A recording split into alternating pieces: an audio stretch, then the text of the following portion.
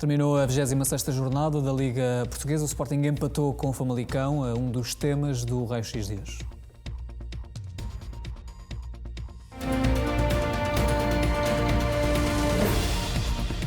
O Sporting empatou uma bola com o Famalicão e reduziu a vantagem para os rivais, mas manteve a liderança e a série de 26 jornadas sem perder, que iguala os números de Boloni e do Sporting de 2001-2002.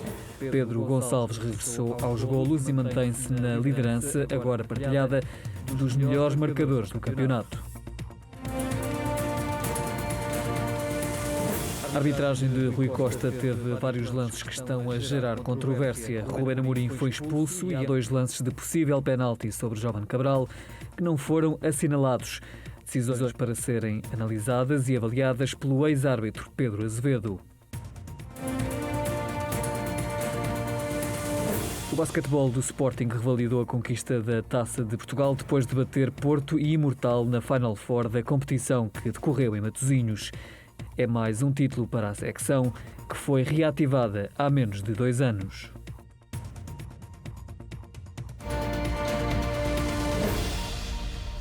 Temos dominantes do Raio-X Sporting desta segunda-feira, que volta a contar com Manuel Fernandes, Miguel Braga, estão os dois aqui comigo em estúdio. Boa noite e bem-vindos a ambos. E também com o Pedro Azevedo, antigo árbitro, vai estar connosco, e o nosso comentador João Olivença. Boa noite também aos dois. A partir de casa vão também contribuir com a análise no programa desta segunda-feira. Vamos começar então este Raio-X Sporting, como habitual, pela ronda de respostas rápidas, e começamos pelo Miguel Braga. Miguel, mais uma vez boa noite. E por uma notícia que acaba por estar a marcar esta segunda-feira, à noite desta segunda-feira, relativa ao despacho do arquivamento do caso Cashball, que envolvia o Sporting Clube de Portugal e que aponta para o facto do Sporting ter sido ilibado neste processo. Eu pergunto se de facto confirmas este despacho. Boa noite, André. Sim, confirmo, mas também confirmo que não temos ainda conhecimento do despacho. Vamos pedir, obviamente, para ter acesso ao despacho e agora que não houve a tal acusação contra o Sporting, vamos requerer a constituição como assistentes, no fundo para seguirmos o processo e não deixarmos de responsabilizar quem tiver que ser responsabilizado. Manuel Fernandes, o Ruben Amorim, vamos a este Sporting Famalicão, disse no final do jogo que a Liga está cheia de artistas, referindo-se aos jogadores, e ele depois clarificou essa expressão, mas prevendo uma ponta final de campeonato divertida. Concorda com esta declaração? Também prevê, de facto, um final de Liga emocionante, divertido?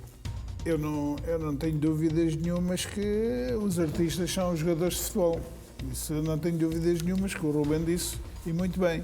Agora, o problema é que há outras pessoas que se querem tornar artistas. E ao querem se tornar artistas, mais com os jogadores, é muito complicado e vai ser divertido até ao fim. Não tenho dúvidas nenhuma. Pedro Azevedo, este Sporting Famalicão fica inevitavelmente marcado também pela arbitragem, a arbitragem de Rui Costa. Há vários lances que marcam este encontro e que tu vais analisar como habitual mais à frente.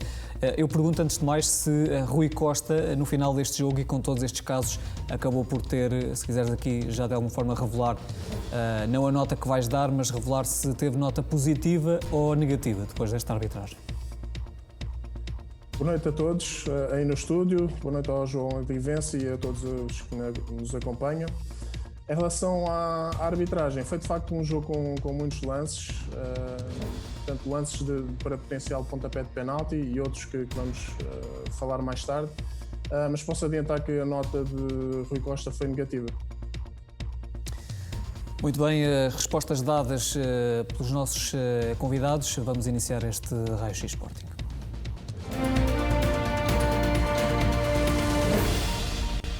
Vamos então aos momentos marcantes deste Sporting Famalicão, desde logo olhar para os golos assinados neste encontro. Foi o Sporting a marcar primeiro, depois de um erro na construção na saída de bola da defesa do Famalicão. Paulinho aproveitou e assistiu Pedro Gonçalves para mais um gol no campeonato, regressou ao primeiro lugar na lista de artilheiros da Liga Portuguesa e colocou à passagem do 25º minuto o Sporting a vencer por 1-0. Logo a seguir, praticamente logo a seguir, o Famalicão, no entanto, restabeleceu o empate nesta jogada que aqui vemos.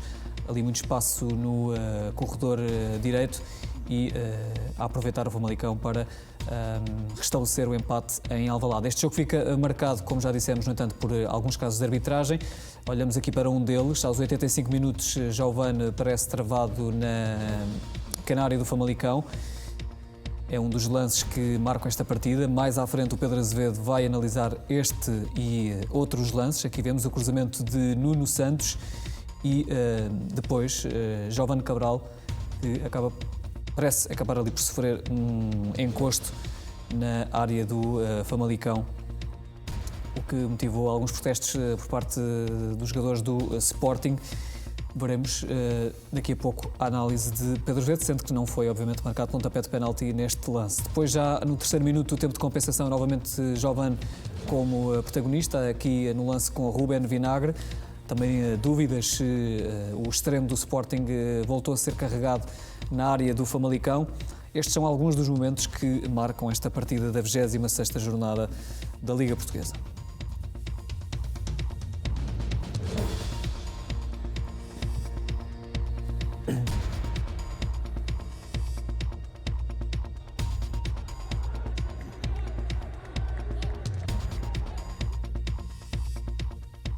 Seja como for, apesar deste empate e apesar de reduzir a vantagem para os rivais, a verdade é que o Sporting mantém-se como líder neste campeonato, ainda com uma vantagem significativa, e mantém-se também como líder invicto, igualando o recorde da própria história do Sporting, recorde da época de 2001-2002, na altura o Sporting orientado por Laszlo Boloni, que também esteve 26 jornadas sem conhecer o sabor da derrota. Este recorde foi igualado pelo Sporting de Ruben Amorim, continua sem perder, com um grande registro no Campeonato Nacional, e tem ainda a possibilidade de bater este recorde da história do Sporting Clube de Portugal, Miguel. E podemos olhar aqui naturalmente para estes dois lados, não é? Por um lado, o Sporting empatou pela segunda vez consecutiva, reduziu a desvantagem para os rivais, mas por outro prolongou esta série de jogos sem perder e igualou aqui um recorde da história do clube, o que não deixa também de ser assinalável, obviamente.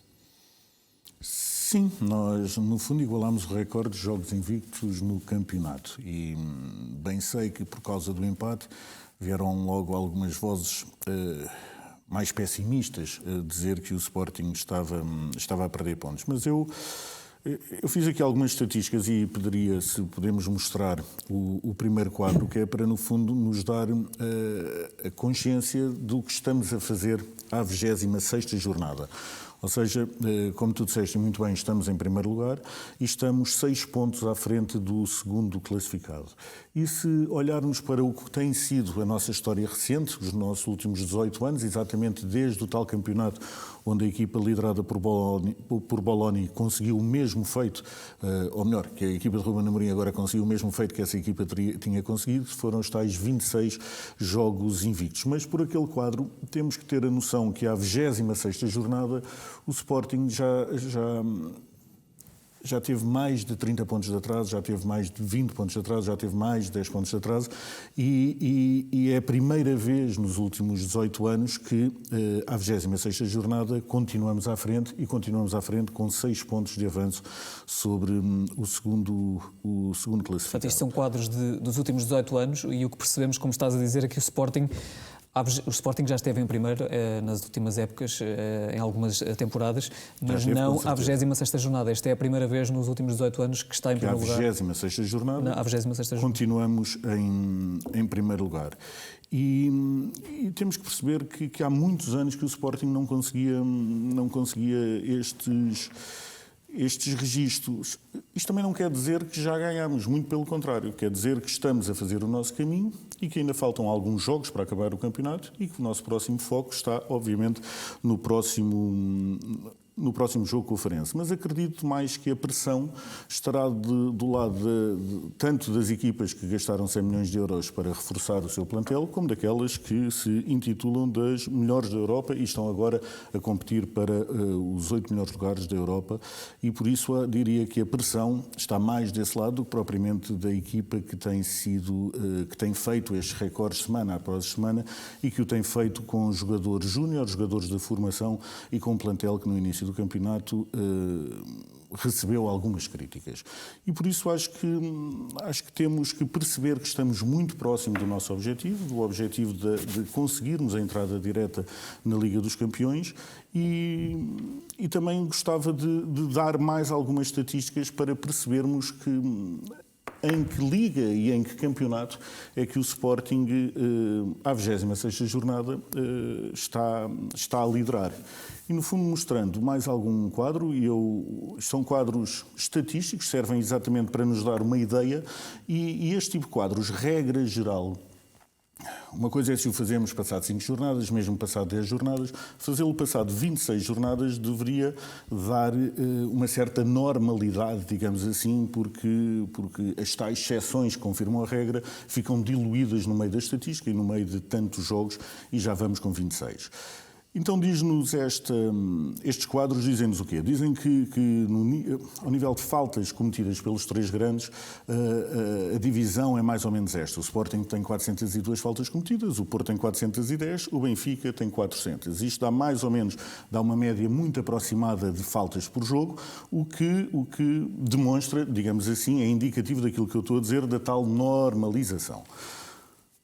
Agora vamos ver o quadro seguinte. E o quadro seguinte já nos deixa algumas interrogações. Porquê? Porque, no fundo, vamos ver quantas faltas sofreram os 3 grandes, que, no fundo, demonstra, se quisermos, a intensidade com que os nossos adversários jogam connosco. E se o Sporting sofreram 484 faltas, o Porto sofreu 442, o Benfica sofreu sofreu 368, o que quer dizer assim, por contas um bocadinho por alto, que tem menos 120 faltas sofridas que o Sporting. Depois há outro dado que eu também acho que é interessante nós percebermos à 26ª jornada, que é o quê? Que é os minutos que os 3 grandes tiveram a jogar com as equipas adversárias em superioridade, em vantagem numérica. O Sporting tem um total de 17 minutos em 26 jornadas. O Porto nunca lhe aconteceu. O Benfica tem 263 minutos. Isto, fazendo as médias assim por alto, quer dizer mais ou menos qualquer coisa, que entre 10 a 11 minutos por jogo o Benfica está a jogar contra 10. O que acho que é caso único na nossa Liga, e parece-me que é bastante dispar da realidade do Sporting e também do Futebol Clube do Porto. Depois chegamos ao total dos cartões amarelos, e aqui, mais uma vez, está o Sporting bastante destacado, seguido-se do Benfica, finalizando o Futebol Clube do Porto. Ou seja, em 26 jogos, o Sporting tem mais 20 cartões que o Futebol Clube do Porto, o que eu acho que é mais uma média bastante interessante. Isto depois, dividindo pelas contas, quer mais ou menos dizer que o Porto, em média, faz 9 faltas até levar um amarelo. O Sporting faz apenas 6. Isto quer dizer, mais uma vez utilizando a estatística, que para um jogador do Futebol Clube do Porto levar um amarelo precisa de fazer qualquer coisa como mais 50% das faltas que faz um jogador do Sporting. A nível agregado, que são no fundo estas contas, estas disparidades não fazem muito sentido. Acho que depois deixaria a cada um e à sua consciência tentar perceber os porquês destas situações. Mas olhando até para o último fim de semana, o Futebol Clube do Porto fez um total de 21 faltas sem qualquer cartão.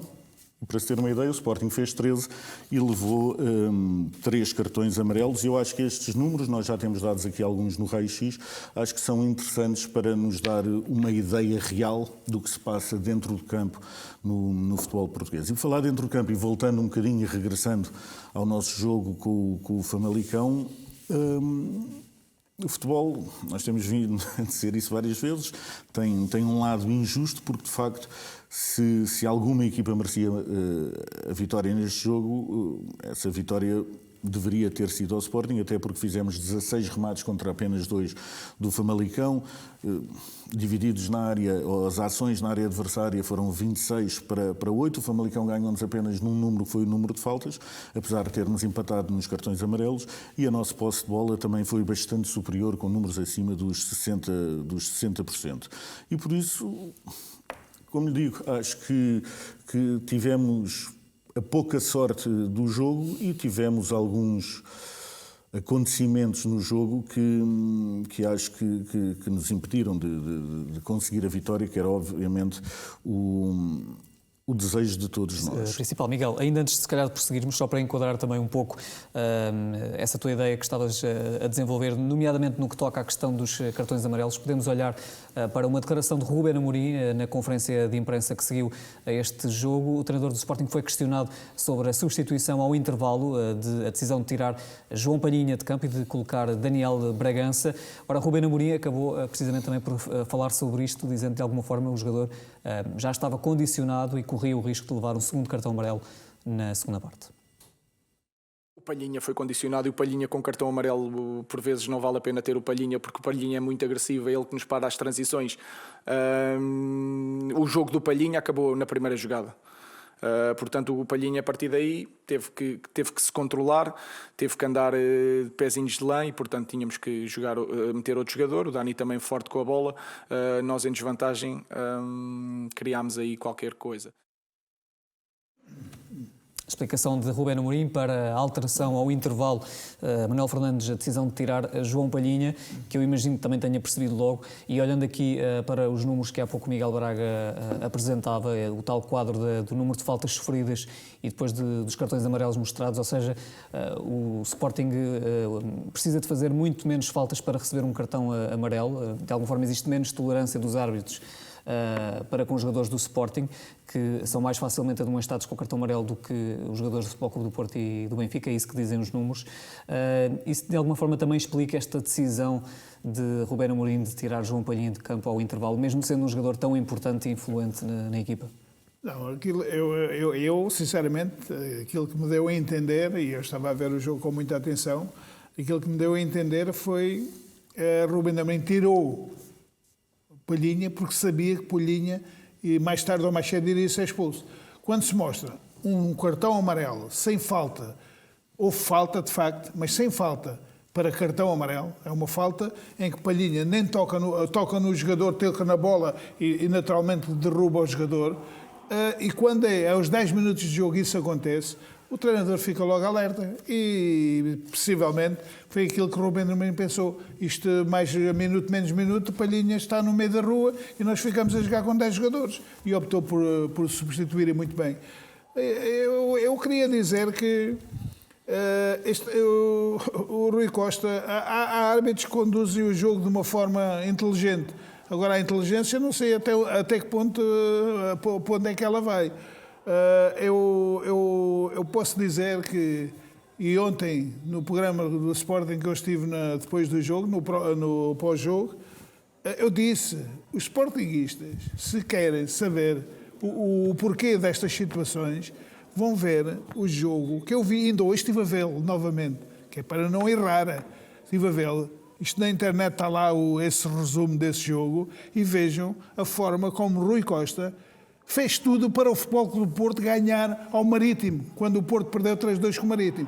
Vejam os lances, os sportinguistas, eu só falo para os sportinguistas, não falo para mais ninguém. Os sportinguistas que vejam, que é para ver situações piores que estas e ele marcou a favor do Futebol Clube do Porto.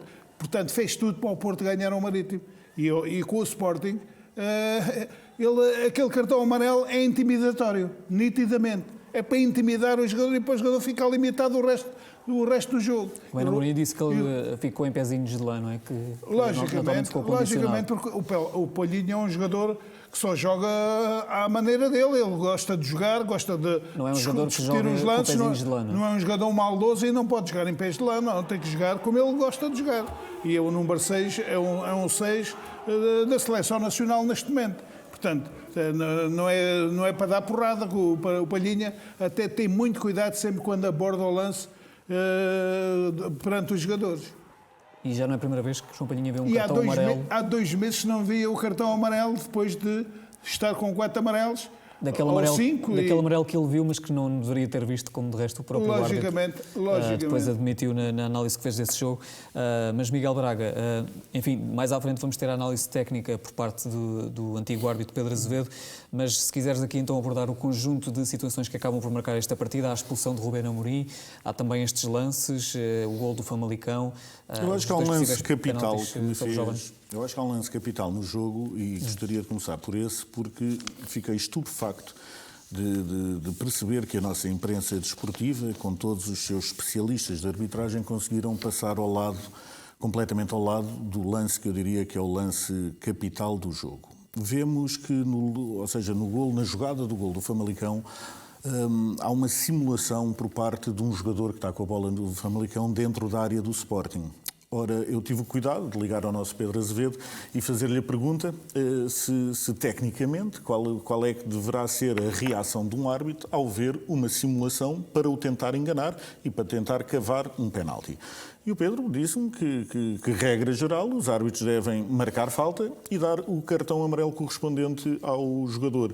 Neste caso, vemos a simulação, ninguém nos sabe dizer, e se voltarmos a ver a repetição, percebemos que há um momento de hesitação do Coates e do Fedal que não sabemos se é provocado ou não por essa simulação, e eu até compreendo que o Rui Costa tenha sido ludibriado por o jogador. Acontece, enfim, que se mandou muito bem para o chão. Já me faz um bocadinho mais confusão que o VAR, que costuma estar tão atento nos jogos do Sporting e nos golos do Sporting, vendo até assim fora de jogo por 2 centímetros, que lhe passe completamente ao lado esta situação e durante o jogo, eu pelo menos estive a olhar para o Rui Costa e pareceu-me que se o VAR fez alguma verificação, deve ter sido a verificação mais rápida do último ano, mas porque não pareceu que ele tivesse a adiar o início ou o reatar do jogo por causa dessa decisão. Além de depois, há os lances com o Jovem Cabral, há um deles que depois vou deixar que o Pedro faça a sua análise e não vou desvendar logo qual é que é aquele que eu acho que será mais penalti que o outro, mas acho que há um dos lances que acho de facto pouco compreensível que não se tenha marcado, ainda para mais quando temos todos a perfeita noção que se fosse outro clube e outros jogadores, aquele lance teria sido marcado. Estamos agora a ver, Miguel, então o lance que falas é o golo do empate do Famalicão. Bastante melhor que eu pedia à nossa regi, se fosse possível, para depois conseguir mostrar esse lance, porque acho que o resume de uma forma mais esclarecedora para os telespectadores e não tão ao longe, digamos assim. Sim, é um lance que nós temos também preparado, com lance aos 27 minutos, portanto é o lance do golo do empate do Famalicão e eventualmente daqui a pouco também vamos poder ver com mais precisão. E creio que é agora, exatamente. Portanto, isto é o golo que surge imediatamente a seguir ao golo do Sporting. Temos então este jogador do Famalicão que acaba por cair, penso que é Ivan Reimer, não é? E é este o tal lance de que tu falavas, sim, Miguel. Há uma repetida. Este ângulo aqui é que se vê bem o que ele tenta cavar o penalti, e isto em qualquer parte do mundo é uma simulação. E faz-me, como digo, temos tido vários muito zelosos a ver pelo comprimento de todo o golo, não é? A bola que no outro dia do Pedro Porro, se tinha ou não tinha saído, o Pedro Gonçalves, que estava ou não estava 2 centímetros fora de jogo, e neste lado não. É um lance, é curioso lance ilegal no meio de uma jogada que dá golo e, como digo, acho bastante curioso que, com tanto especialista de arbitragem que existe, que este lance tenha passado assim completamente ao lado de olhos tão atentos e costumam estar tão atentos aos jogos do Sporting. Sendo que Pedro Gonçalves levou um cartão amarelo em Famalicão por simular um... Sim, se formos então ver os lances, lance a lance do Famalicão, do outro jogo com o Famalicão, ou seja, na primeira jornada com o Famalicão, o Pedro Gonçalves leva 2 amarelos e a consequente expulsão. O primeiro amarelo é por uma alegada simulação. Ora, vemos aqui, acabámos de mostrar aqui, um jogador do Famalicão a simular completamente uma queda e a não acontecer absolutamente nada, pelo contrário, a ser validado o golo do Famalicão. E que eu tenha contado, aconteceu pelo menos 3 jogadores do Famalicão, depois do árbitro apitar e marcar uma falta, chutarem a bola para longe. Ora, essa ação também não teve qualquer consequência. Como aconteceu em Famalicão. E o que nós pedimos, não me quero parecer repetitivo, mas às vezes temos que ir lá pela repetição, é que não existe a dualidade de critérios, é que apitam os jogos do Sporting da mesma forma que apitam os jogos dos nossos rivais, até porque faltam 8 jogos para o final desta edição da Liga NOS e parece-me, já que não foram até aqui, pelo menos nestes últimos jogos deveríamos ver um critério idêntico para as 3 equipas até para as 4 equipas que nesta fase estão a disputar o acesso à Liga dos Campeões, que, como sabemos, é algo que é um objetivo para qualquer uma dessas 4 equipas, até porque financeiramente não vale a pena estarmos aqui a dizer a mais-valia que é a entrada direta nessa competição. Mas este jogo, Miguel, fica então também marcado pela expulsão de Rubén Amorim, que tem essa expulsão interferência direta do árbitro assistente. Sim, ou seja, mais uma vez, e se recordarmos, se conseguirmos ver as imagens do final do jogo, percebemos que quem expulsa o Rubén Amorim não é o Rui Costa, mas sim o seu árbitro auxiliar de nome Nuno Manso. Eu sempre queria alongar muito sobre as queixas que ele vai fazer, etc., e se tinha ou não tinha razão. Eu acho que nós temos que perceber que o Sr. Manso tem um litígio, tem um episódio absolutamente lamentável, já com alguns anos, em 2016, com uma mulher, uma vogal do núcleo do Sporting em Braga. E esse episódio foi de tal forma tão lamentável que o Sr. Manso está agora a ser julgado por ofensa à integridade física e por injúrias a uma mulher. A sessão de julgamento, a segunda sessão de julgamento, se eu não estou em erro, está marcada agora para 30 de abril, uma vez que já foi adiada 2 ou 3 vezes por causa da Covid-19. A minha pergunta é se é normal alguém que tem um litígio, chamemos-lhe um litígio, que está a ser julgado por ofensa à integridade física e injúrias a uma vogal de um núcleo do Sporting Clube de Portugal, se é normal que este senhor tenha sido pela 3ª vez nomeado para jogos com o Sporting. Não acho que não é assim tão normal como não acho normal. Deveria ter em conta o Conselho de Arbitragem nas nomeações, ter esse processo, digamos assim, são pessoas que são nomeadas. Podemos dizer, mas o julgamento ainda não acabou. Eu percebo esses argumentos. Mas, enfim, por uma questão de conflito de interesses, pelo menos deveríamos não sujeitar o Sr. Manso a esta pressão, porque ele também, segundo o que me percebi, terá dito palavras pouco simpáticas ao Hugo Viana, que levou o Hugo a irritar-se e a ser consequentemente expulso. E por isso, volto a dizer, não acho normal que alguém que tenha este litígio com uma pessoa ligada ao Sporting Clube de Portugal continue a ser nomeada como se nada fosse. Está a dizer também que, para terminar, que Nuno Manso teve palavras pouco simpáticas para com o Hugo Viana e que depois o Hugo Viana acaba por reagir a essas palavras. Sim, no fundo. E de tudo isto, de todos estes lances e também da própria expulsão de Rubén Amorim, o Pedro Azevedo já vai avaliar a arbitragem do Rui Costa, mas como é que avaliarias, na tua opinião, esta arbitragem de Rui Costa infeliz? Eu não gosto... Não acho que, enfim, até porque temos aqui o Pedro Azevedo que dada a sua formação, poderá justificar melhor a nota positiva ou negativa que vai dar ao Rui Costa. O que eu acho é que aconteceram algumas coisas neste jogo que infelizmente prejudicaram o Sporting. O Manel já se referiu aqui que o João Palhinha levou um cartão pela primeira falta que faz aos 10 minutos de jogo e que mais uma vez, se nós formos olhar apenas para aquele lance, nós temos a mania em Portugal, ou pelo menos os nossos especialistas de arbitragem, o que é normal, isto não é uma crítica sequer, de justificar a ação do árbitro. Ou seja, se o árbitro faz A, eles tentam justificar porque é que o árbitro fez A. Se o árbitro faz B, vão tentar justificar porque é que o árbitro fez B.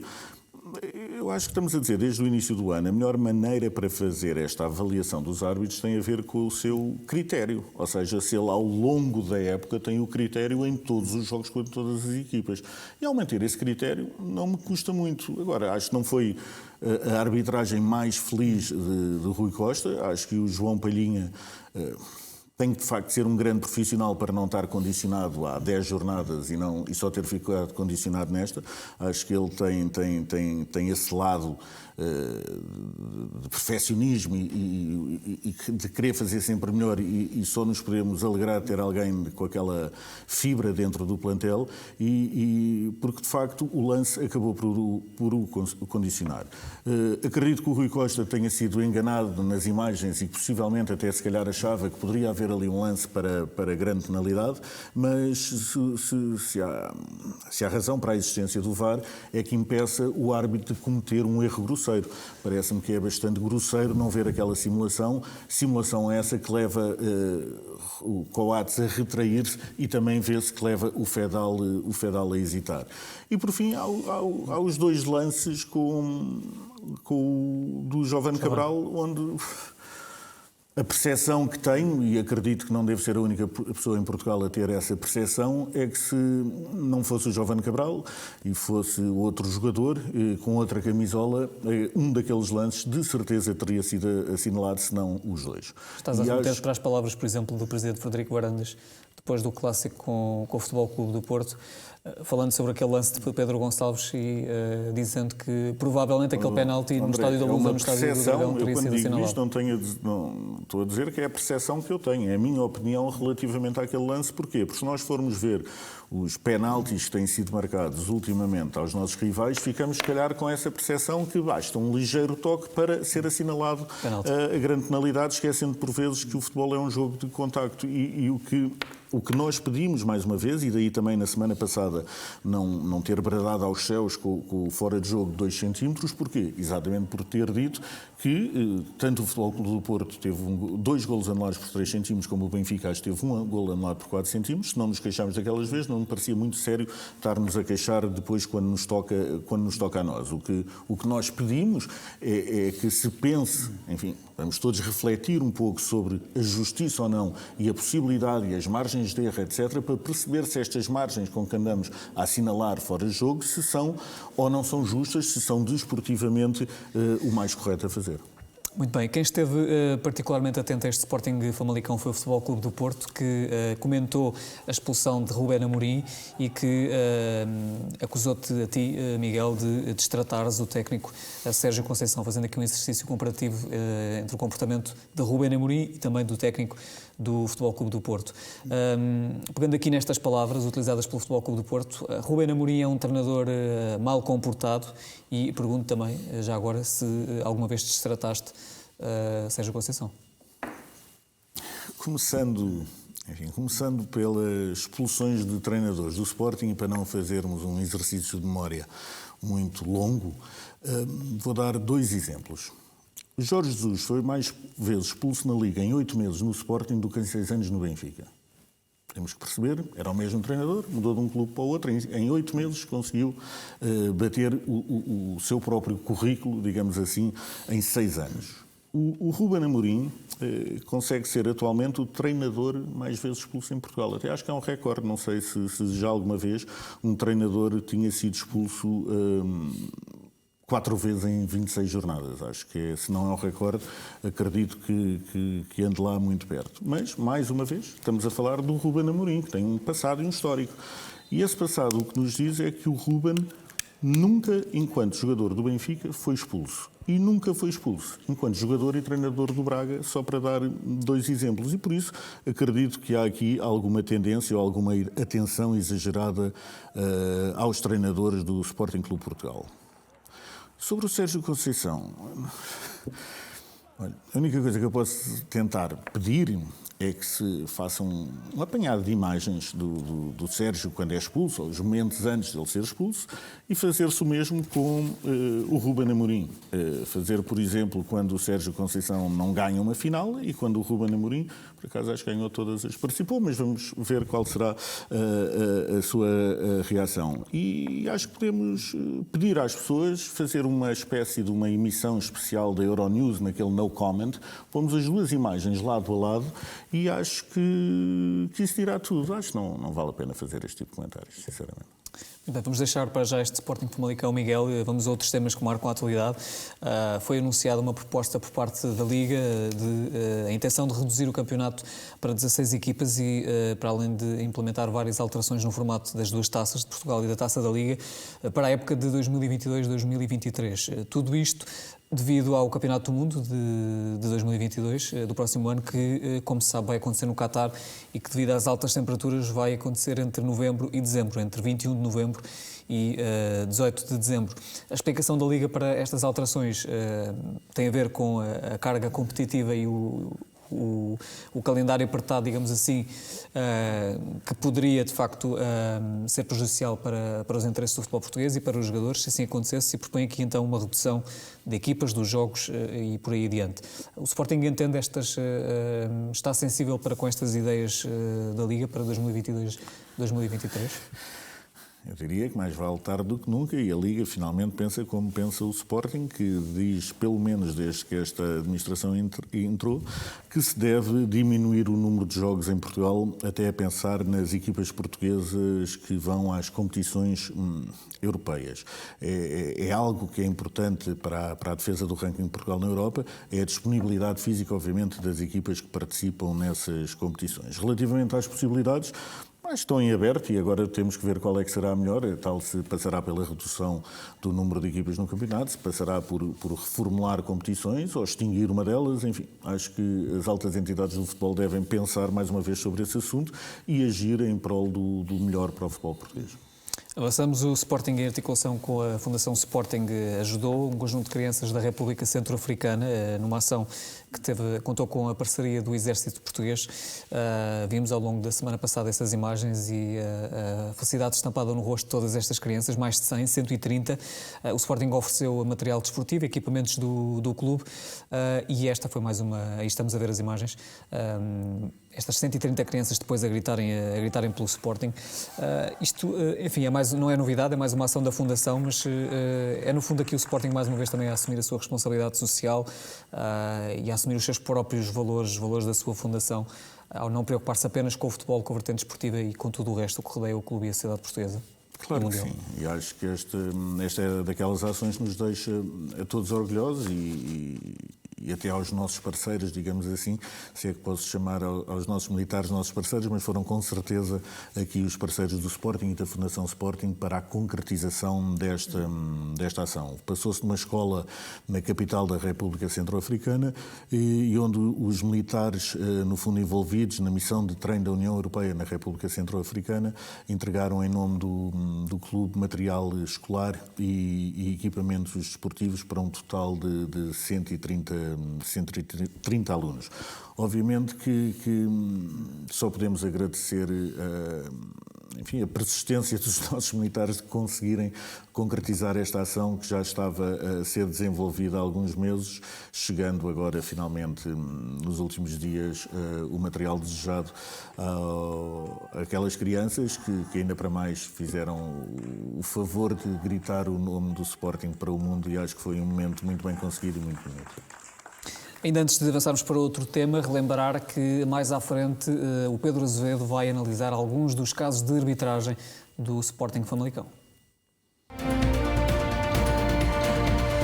Penalti, expulsão, amarelos e outros lances de arbitragem a marcar o Sporting Famalicão. Casos para serem analisados já daqui a pouco pelo antigo árbitro Pedro Azevedo.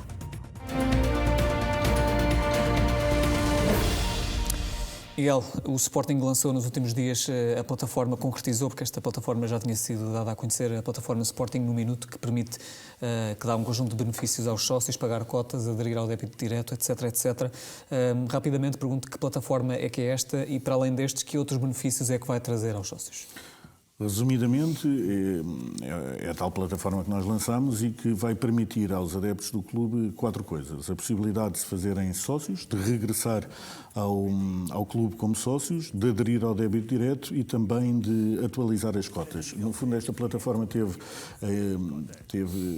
no ar, se me permitem a expressão incorreta, foi uma plataforma que foi testada e corrigida pelos próprios utilizadores e que depois, perante esse feedback, o Sporting fez algumas afinações e agora está finalmente disponível a todas as pessoas e é mais uma ferramenta, obviamente, para aproximar os adeptos e os sócios do clube.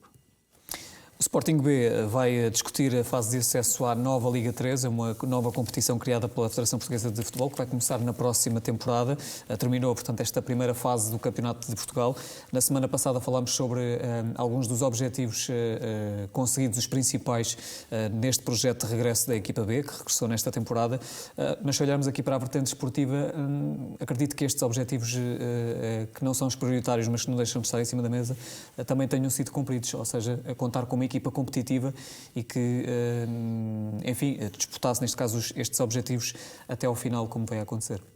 Mas, por muito que custa às vezes, e custa-nos a nós sportinguistas não pensar que temos a equipa a bater-se pelo número 1 e que esse é o objetivo final de qualquer equipa do Sporting, mas neste caso em particular o principal objetivo da equipa B é o crescimento e o desenvolvimento dos jogadores para estarem preparados para entrar para a equipa A. Relembro que a reativação desta equipa foi antecipada de um ano, antes do previsto, e que foi feita sem qualquer contratação para o plantel. Além do mais, no mercado de janeiro vimos jogadores como o Rafael Camacho, o Pedro Marques, o Marco Túlio, o João Silva saírem para outro tipo para patamares mais competitivos, digamos assim, que tem a ver com esta política do Sporting de querer proporcionar a certos jogadores novas dificuldades que ajudem e acelerem o seu crescimento.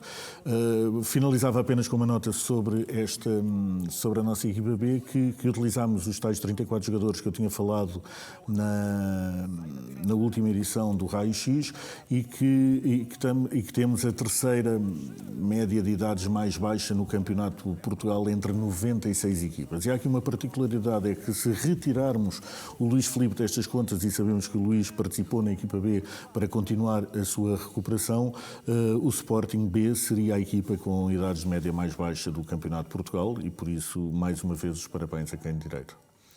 Mais um fim de semana com títulos para as modalidades do Sporting, mais um título para o basquetebol, conquista a segunda taça da época, a primeira foi referente à última temporada, mas foi conquistada no início desta temporada, e no fundo é aqui uma equipa que está a cumprir plenamente com os objetivos traçados, mesmo estando ainda a dar os primeiros passos, Miguel.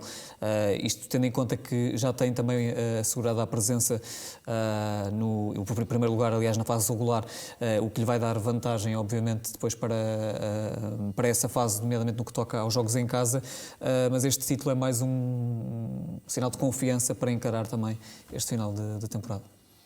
Sim, acho que títulos nunca fazem mal, não é? Fazem sempre bem e os parabéns ao Luís Magalhães por saber comandar aquelas tropas como ninguém e, de facto, em tão pouco tempo, até porque tivemos ainda há relativamente pouco tempo outra vitória da Taça de Portugal referente ao ano anterior, mas de facto conseguir estes títulos com tão pouco espaço entre eles dá-nos força e dá-nos, obviamente, confiança para encarar agora a fase final da competição.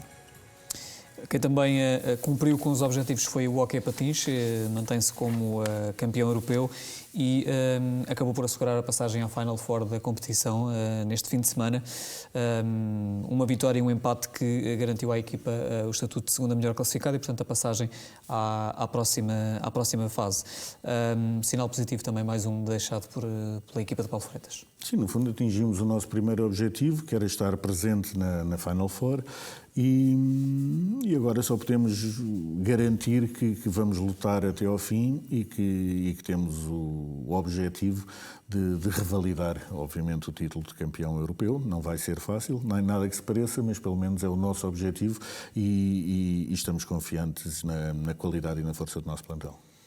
Vários títulos também para o atletismo neste fim de semana. Sporting campeão nacional por equipas de marcha atlética na distância de 20 km. João Vieira também em grande destaque. Excelente trabalho da secção que continua a ser feito e por parte também dos seus responsáveis. Eu diria que a parte que o atletismo tem vindo aqui à baila várias vezes, porque de facto temos tido conquistas impressionantes ao longo desta época, tanto a nível individual como a nível coletivo. E por isso queria só deixar aqui e dar os parabéns, obviamente, a toda a gente. Falaste na secção, mas também das pessoas da direção, obviamente os atletas que são os grandes campeões e que nos representam em pista, mas uma palavra especial ao João Vieira, que ao ganhar a distância dos 20 km ganhou o seu 70º título de campeão nacional. 60º título, o que é de facto extraordinário, e são estes atletas de exceção que nos orgulhamos que façam parte do Sporting. Mais títulos para o Sporting num fim de semana de forte ecletismo, o ecletismo que está no ADN do Sporting Clube de Portugal. Mas regressamos agora a esta análise dos temas que marcam a atualidade, para regressarmos a outro tema que também não deixa de marcar a atualidade leonina, particularmente o Sporting Famalicão.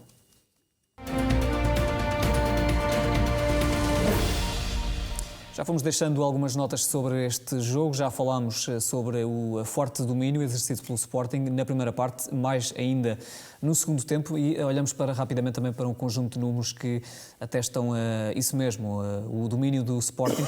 Aqui vemos estas estatísticas do portal Goalpoint, que Manuel Fernandes, rapidamente, temos de avançar, não temos muito tempo, mas mostram isto mesmo, não é? Portanto, posse de bola avassaladora para o Sporting, o número de remates também é gritante entre as duas equipas. O Sporting foi superior em tudo, pecou apenas na finalização, é isso? Lógica, e apanhou, temos que reconhecer que apanhou uma boa equipa também, com uma boa organização, mas o Sporting, em minha opinião, fez um bom jogo, ao contrário do último jogo. Este jogo foi muito melhor conseguido. O Sporting teve o domínio total do jogo. Na segunda parte, penso que a entrada de Giovanni Cabral também melhorou um pouco a equipa em termos ofensivos. Ele teve nos pés 2-3 oportunidades boas, no qual uma foi derrubado o jogador o PP pôs-lhe a mão para ele não finalizar, e já vai, o Pedro Azevedo já vai com toda a certeza comentar isso. Agora, teve a melhor jogada do desafio, foi aquela jogada em que fizemos uma jogada extraordinária com a bola a circular por todos os jogadores e depois metem a bola no Tiago Tomás. E é bom saber que o Tiago Tomás tem 18 anos. O Tiago Tomás é um miúdo com 18 anos que ainda é júnior. E o Tiago normalmente até domina bem a bola, tem uma recepção orientada perfeita. Desta vez, em vez de ir para a direita para finalizar no canto esquerdo, teve uma má recepção e podia fazer o 2-1, e tivemos outras oportunidades para fazer golo. O Sporting teve um caudal ofensivo muito forte e teve uma equipa que lutou até a exaustão por um ponto. Eu penso que eles estavam...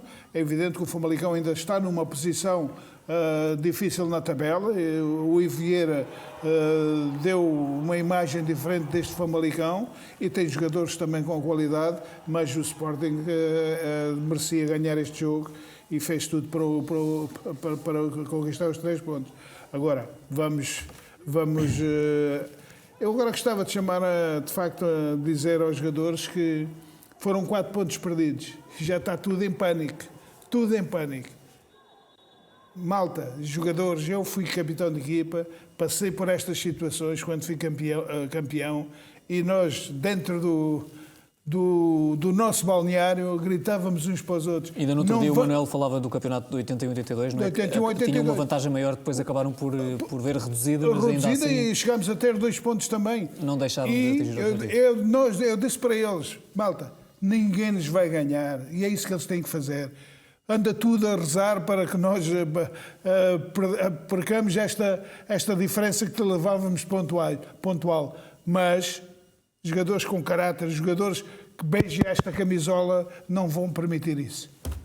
Fica aqui também o repto de Manuel Fernandes, antigo capitão desta equipa campeã nacional, para os jogadores de Rubén Amorim. E um jogador, João Livença, que se destacou neste encontro foi Pedro Gonçalves, não apenas pelo gol que marcou, mas também do ponto de vista tático, pelo regresso, o chamado regresso às origens, não é? Porque ele costuma jogar mais à frente, desta vez Rubén Amorim colocou a jogar mais atrás. E isso mudou um pouco, não só a sua dinâmica enquadrada na equipa, como também a dinâmica da própria equipa do Sporting, ou não?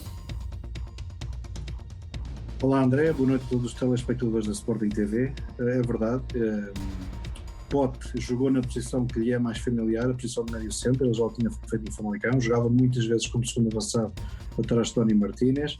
No Sporting jogou grande parte deste campeonato na frente, num dos 3 jogadores da frente, mas este jogo viu-se e apesar de ele ser muito importante na criação de oportunidades de golo e também a finalizar, este jogo viu-se que ele tem uma clara capacidade para jogar a médio centro. E nós vamos ver isso já nas imagens certamente que se vão seguir.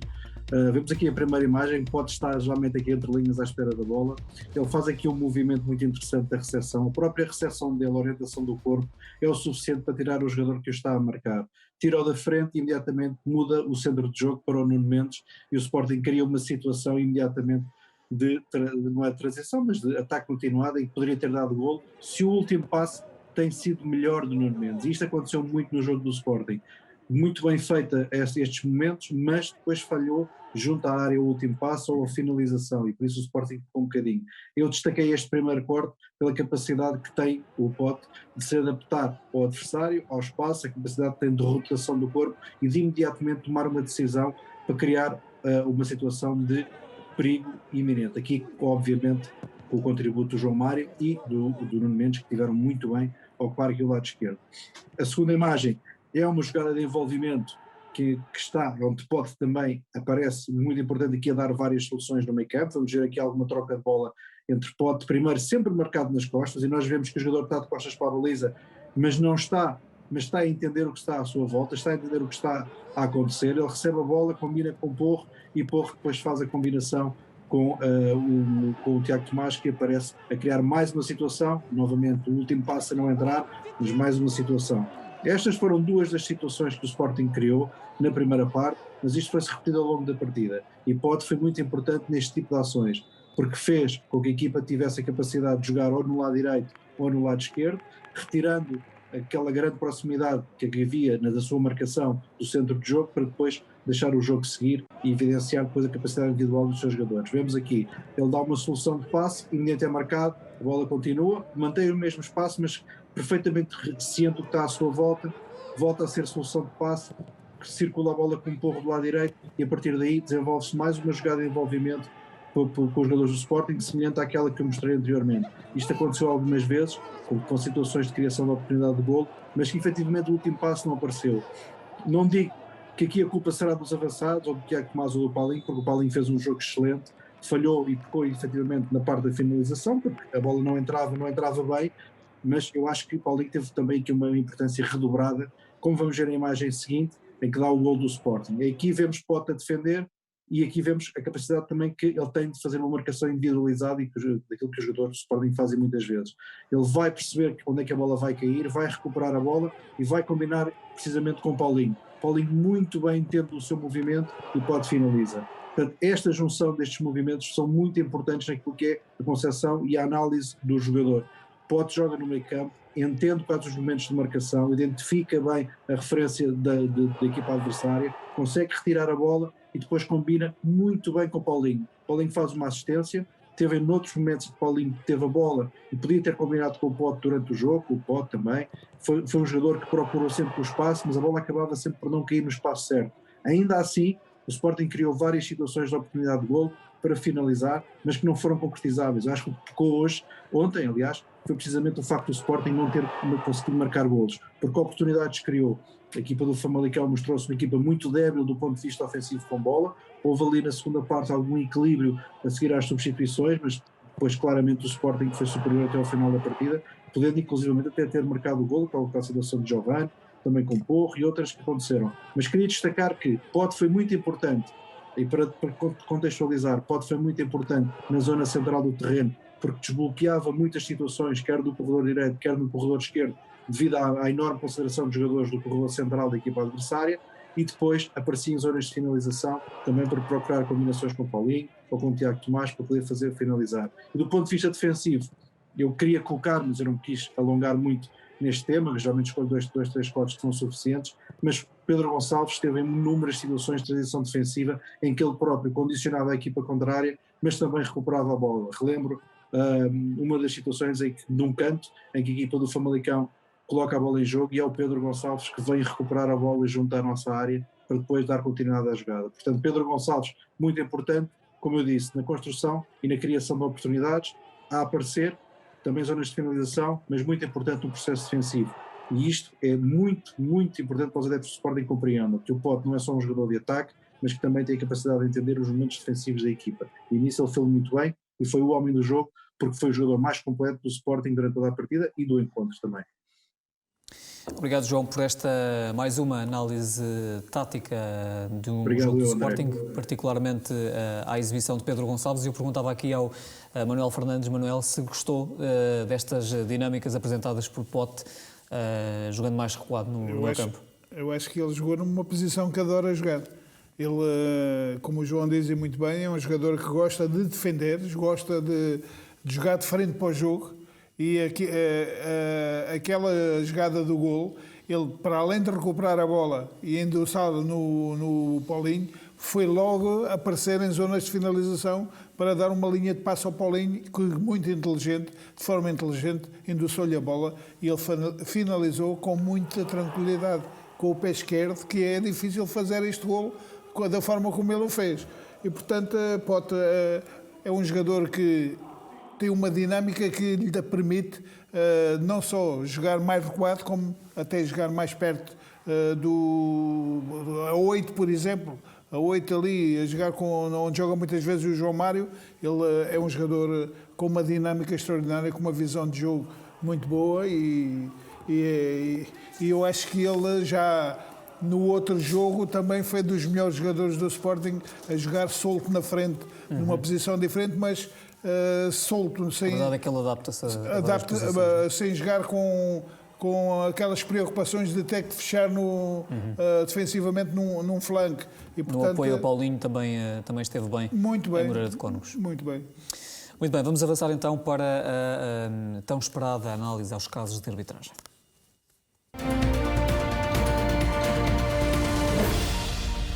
Começamos pelo golo do Famalicão, já aqui falámos sobre ele. Pedro Azevedo, mais uma vez, boa noite. E pergunto então, rapidamente e objetivamente, se concordas com o Miguel, ele que falava aqui há pouco na simulação de Ivan Raime. E, por outro lado, consequentemente, se concordares com esta simulação, se este golo deveria ter sido anulado, no fundo? Boa noite. Sim, de facto o Miguel já referiu. Há uma simulação clara por parte de Ivan Raime. Este ângulo a partir da baliza demonstra claramente uma simulação por parte do jogador do Famalicão. Como tal, o árbitro deveria ter interrompido o jogo, ou interrompido o jogo não, porque a bola tinha entrado na baliza do Sporting, mas invalidado o golo, advertido o jogador Ivan Raime por simulação e recomeçar o jogo com pontapé livre em direto contra a equipa do Famalicão. E, por conseguinte, o golo seria invalidado. Bem, Miguel, ficas satisfeito com esta Não análise? fico nada satisfeito. Fico obviamente satisfeito com a análise do Pedro. Pelos vistos fazia sentido o que Não fico estavas a dizer. nada satisfeito que estas coisas continuem a passar, ainda para mais sendo o Sporting prejudicado por estas ações. Pedimos aquilo que pedimos sempre, que é atenção aos nossos jogos, por favor, e lances destes deveriam ter sido, obviamente, assinalados. Pedro, 56 minutos, há pontapé de penalti de Richelli sobre Tiago Tomás. Portanto, este lance passa-se já dentro da área de penalti do Famalicão. O Tiago Tomás remata e Richelli, em tackle, consegue desviar a bola para canto. Na sequência, acaba por haver contacto com o Tiago Tomás. No entanto, parece-me um contacto perfeitamente normal. Richelli consegue cortar a bola para canto. Portanto, não vejo aqui infração para pontapé de penalti. Mais um possível penalti não assinalado, neste caso por mão do médio centro Ugarte na área. Deveria também ter sido marcado o penalti? Não. Portanto, há um cruzamento por parte de Pedro Gonçalves. Coates salta entre o Ugarte e Richelli, cabeceia a bola para baixo, os três jogadores estão juntos dos outros, a bola acaba por bater na mão do Ugarte, mas é uma bola inesperada, uma bola, as mãos estavam numa posição natural e próximas do cabeceamento do Coates e, portanto, é uma mão perfeitamente casual. Na minha opinião, lance bem decidido por parte de Rui Costa. Aos 72 minutos, Ivan Reime volta a cair na área do Sporting. Há motivo para a marcação de mais um pontapé de penalti neste jogo? Mais um, nenhum foi assinalado, mas mais um possível penalti nesta partida. Não, portanto, o Ivan Reime passa pelo Coates e creio que a tentar fazer um movimento para prosseguir com a bola ou para cruzar eventualmente, desequilibra-se, acaba por cair sozinho. A decisão correta a não assinalar qualquer infração. Vamos então aos dois. Por acaso fica com a mão no ar, se não estou em erro, a pedir falta, mas não sei que ele... Se repararmos, ele aqui quando se levanta está com a mãozinha no ar, por isso diria que é mais uma simulação. Outra simulação deveria ser outro amarelo, já era a expulsão do jogador. Reparem agora na repetição, deixa-se cair, aquela não continua. Não sei se pede uma infração, se é um pontapé de canto. Olha agora não... ele a cair e a pôr a mãozinha no ar. Hã? Não está com uma pessoa que caiu sem querer. Mas pronto. Mais uma simulação, Pedro? Não. De Ivan Reime? Aqui não, digamos que não é uma situação tão clara como a anterior. A anterior é claramente uma simulação. Aqui esta é mais género, Pedro. Pode eventualmente ser um desequilíbrio, não sei. Mas não creio que haja simulação clara. Não sei se ouviu a pergunta que estavas a fazer. Não sei se ouviste, Pedro. Estava a dizer que esta simulação parece aquele lance que no primeiro jogo com o Famalicão e que o Pedro Gonçalves lhe foi mostrado o cartão amarelo. Não sei se te lembras, mas o primeiro cartão do Pedro nesse jogo foi por uma alegada simulação, que é um lance muito idêntico a este. Sim, recordo. Lance veloz. Mas pronto, era a dualidade de critérios. Se o Pedro Gonçalves tinha sido cartão amarelo, este também poderia ter sido. Mas pronto, vamos continuar, sem problema. Muito bem, vamos então para os dois possíveis penaltis sobre Jovane Cabral, Pedro. O primeiro aos 85 minutos, começamos por esse, Pepe Rodrigues na jogada, Jovane acaba por cair. Na tua opinião, há motivo para a marcação de pontapé de penalti? A análise que eu faço deste lance é que o Jovane e o Pepe movimentam-se na tentativa de disputar a bola à entrada da área de baliza. O Jovane consegue jogar a bola já em esforço e obviamente estrovado pelo PP. Na minha opinião, o PP ganha à frente, obviamente tenta proteger o espaço e impedir que o adversário consiga jogar a bola. Na minha opinião, neste lance não há motivo para pontapé de penalti. Pedro. Eu aí também... Pedro, deixa-me só explicar-te uma coisa. Repara... Sim. No PP, quando a bola sai, olhar para o Jovane e colocar o braço a impedi-lo de finalizar. Olha o braço dele. Vê-se agora na repetição. Vê bem. Ele olhar. Não, o pormenor dele olhar. Não é nesta imagem. Não é nesta, é na outra mais perto. Já agora pergunto-vos, também não acham que é... Olha agora, olha ele olhar para o Jovane. Olha bem para ele. Olha para o Jovane e agora para o braço. Para impedir. Eu concordo que ele de facto olha para o Jovane, mas acho que é normal. Portanto, há intencionalidade. Se ele olha e põe o braço à frente, há intencionalidade. Não deixa o Jovane finalizar como queria, não é? Claro, mas o Jovane foi impedido de finalizar como queria. Faz parte da função da defesa, não tentar estrovar a ação do adversário. Só faz parte para a gente, infelizmente. Pronto, Manel, a minha aquela leitura bola no braço, é de que cabeça ele no ganha braço, à frente. Aquela bola de cabeça no braço, noutros campos, já era logo penalti. Porque depois argumentavam que diziam a bola, batendo no braço, que o braço não estando encostado ao corpo, é penalti sempre. Diziam isto, mas eu também não marcava este penalti, sinceramente. Manel, eu compreendo a leitura que eu faço é que ele ganha à frente do lance. Esta é flagrante, Pedro. Esta é flagrante. Ele viu, olhou para o Giovane e a melhor forma para ele não finalizar como ele queria foi pôr o braço e faz falta sobre o jogador do Sporting. Deixe só então o Pedro responder. Pedro. Concordamos em discordar. A análise que eu faço deste lance é que o PP de facto ganha à frente do lance. Obviamente, apercebe-se da posição do Giovane e abre o braço para proteger o espaço. O Giovane também está a tentar entrar e, portanto, na minha opinião, não há motivo para pontapé de penalti neste lance. Muito bem. Miguel, queres acrescentar alguma coisa em relação a este lance? Não, quero ouvir o Pedro sobre o próximo. Sobre o próximo. Então vamos já para o próximo. 3 minutos. 3 minutos do tempo de compensação. Giovane Cabral novamente na jogada, mas desta vez com Ruben Vinagre. Cai novamente o extremo do Sporting. Pedro, qual é que é a tua leitura? Portanto, este lance tem duas fases. Num primeiro momento, o Giovane parece escorregar e num momento posterior, quando se tenta levantar, leva com o Ruben Vinagre nas costas e provoca a queda. Portanto, na minha opinião, este lance sim justificaria pontapé de penalti. Há uma situação que me deixa com algumas dúvidas, que é se é o Giovane que provoca a queda do Ruben Vinagre ou não. Portanto, na minha opinião, existiria motivo para assinalar pontapé de penalti. Fico com algumas dúvidas pela questão de se foi ou não o Giovane a provocar a queda do Ruben Vinagre. Não. Pedro, este ano não marcava, vês? Sabes que eu fui jogador de futebol. Eu fui jogador de futebol e o Giovane escorregou e o jogador não tem intenção nenhuma de o impedir de ir à bola.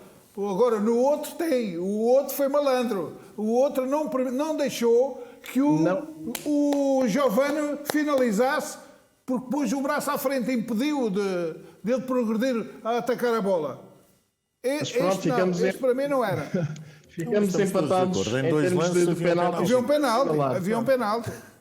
E este ficamos empatados. Para mim é flagrante. Responde. Não, ficamos empatados. Um penalti por assinalar para cada lado. O penalti para mim era o primeiro.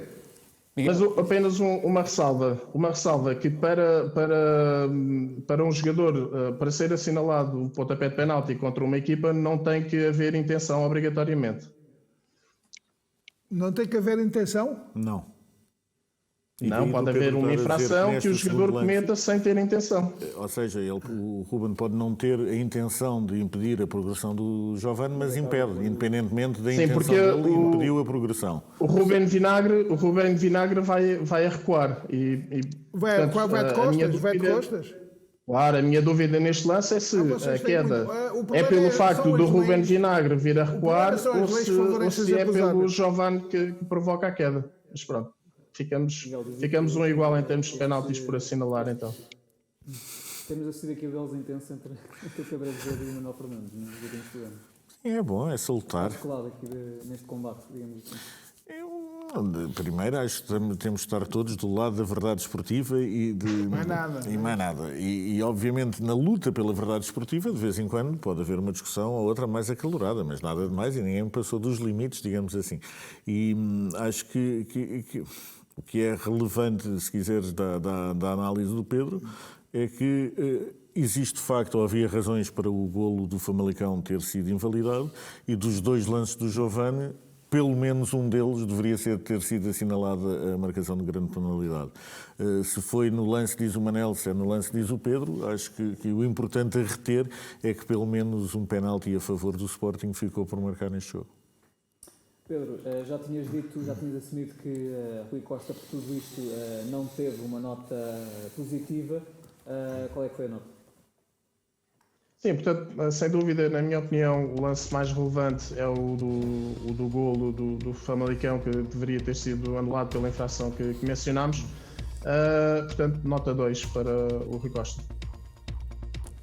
Muito bem, um jogo com vários casos de arbitragem. Acaba então o Rui Costa por ter nota 2, 0 a 5, uma nota que não é forçosamente positiva para este árbitro que dirigiu o encontro da 26ª jornada da Liga Portuguesa. Estamos a encerrar o Raio-X Sporting.